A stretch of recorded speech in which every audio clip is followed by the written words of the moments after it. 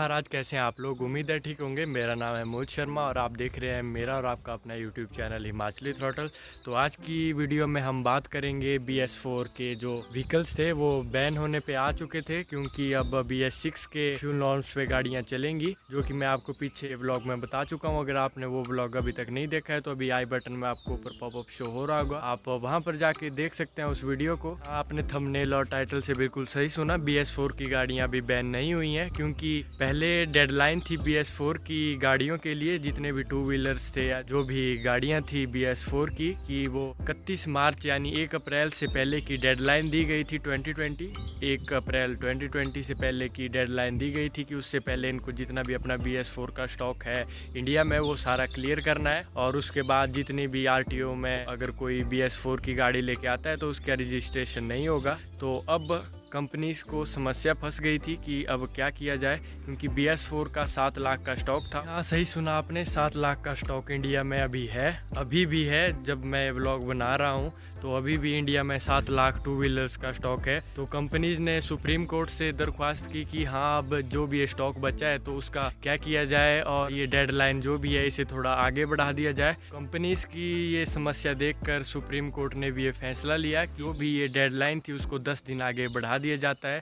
यानी जब भी ये लॉकडाउन खुलेगा, पहले 14 अप्रैल तक था, अब 3 मई तक है, यानी 3 मई के बाद 13 मई तक 10 दिन आप इनको बेच सकते हैं। लेकिन आप उसका सारा स्टॉक नहीं बेच सकते हैं, आप उसका सिर्फ 10% बेचेंगे, यानी 7 लाख के स्टॉक का 10%। तो आप हिसाब लगा लीजिए, अब कंपनीज को तो मोटा लॉस होने वाला है। इसके थोड़ा लॉस को कम करने के लिए सुप्रीम कोर्ट ने 10 दिन का वक्त दिया है। जितने भी फिर वो रजिस्ट्रेशन होगी BS4 की वो उस 10 दिन में हो जाएंगी। और अगर किसी ने न्यू व्हीकल लिया था और लॉकडाउन की वजह से अगर वो अपने व्हीकल का रजिस्ट्रेशन नहीं करवाया था, तो वो ये जो 10 दिन आने वाले हैं, 3 मई को खुलेगा अगर, तो उसके आगे 10 दिन जो भी होंगे तो उसमें वो अपने गाड़ी की रजिस्ट्रेशन करवा सकता है। अगर लॉकडाउन आगे बढ़ा तो जहाँ तक ये लॉकडाउन जाएगा तो उसके फिर जहाँ पर भी ये लॉकडाउन खत्म होगा तो उससे आगे के 10 दिन के अंदर BS4 की जितनी भी गाड़ियाँ हैं उनकी रजिस्ट्रेशन हो सकती हैं, उसके बाद फिर नहीं होंगी।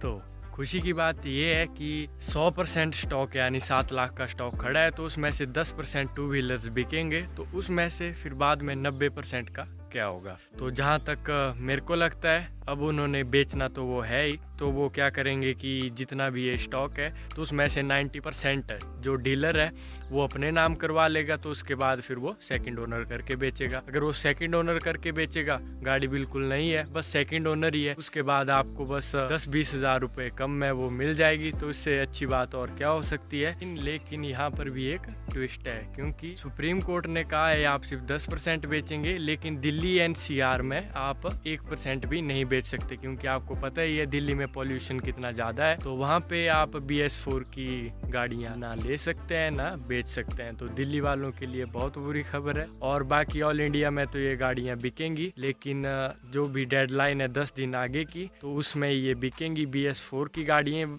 पता नहीं कौन कौन से डिस्काउंट अब आने वाले हैं, कौन कौन से क्या होने वाला है। तो कस्टमर्स के लिए बहुत ही गोल्डन टाइम ये आने वाला है। जो भी सस्ती गाड़ियाँ लेना चाहता था तो उसके लिए टाइम आने वाला है।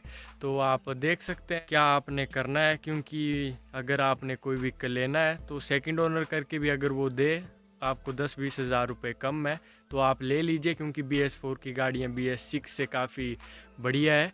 तो इसका कंपैरिजन आपको आगे वाली वीडियो में देखने को मिलेगा कि BS4 की गाड़ी में और BS6 की गाड़ी में क्या फ़र्क है। तो अगर करें ऑटोमोबाइल्स की बात, तो इंडिया में बहुत ही ज़्यादा सफरिंग कर रहा है ऑटोमोबाइल सेक्टर, क्योंकि अगर वो जितना भी वो 90% स्टॉक तो बचेगा ही, वो तो अब जाहिर सी बात है। तो अगर वो 90% स्टॉक अपने नाम पे करवा ले तो फिर भी उसे 10-20 हज़ार रुपये का नुकसान तो झेलना ही पड़ेगा, क्योंकि सेकंड ओनर करके है, चाहे नई गाड़ी भी हो तो कस्टमर तो फिर बारगेनिंग तो करेंगे ही, नेगोशिएट तो वो ज़रूर करेंगे।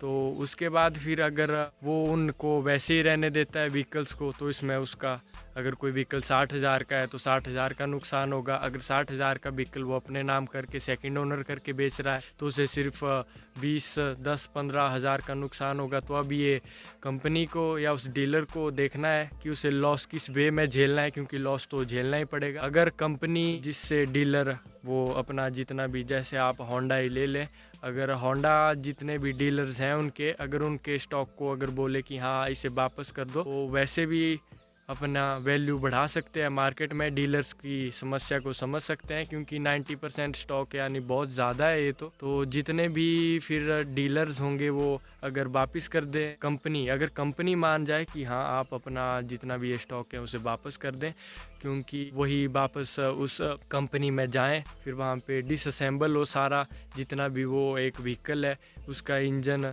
तो चार्ज तो उसमें भी लगेगा, ट्रांसपोर्ट चार्ज उसमें भी लगना है, लेबर चार्ज उसमें भी लगना है, डिसअसेंबल करने का चार्ज उसमें भी लगना है, तो कहीं ना कहीं तो नुकसान इनको झेलना ही पड़ेगा, ये तो सीधी सी बात है। तो ये थी आज की इन्फॉर्मेशन BS4 और BS6 से रिलेटेड। तो होप सो आपको आज का ब्लॉग पसंद आया होगा। चैनल को सब्सक्राइब और लाइक और कमेंट और शेयर ज़रूर करें। तो ठीक है, आप सब रखिए अपना ख्याल। जय हिंद, जय शंकर महाराज।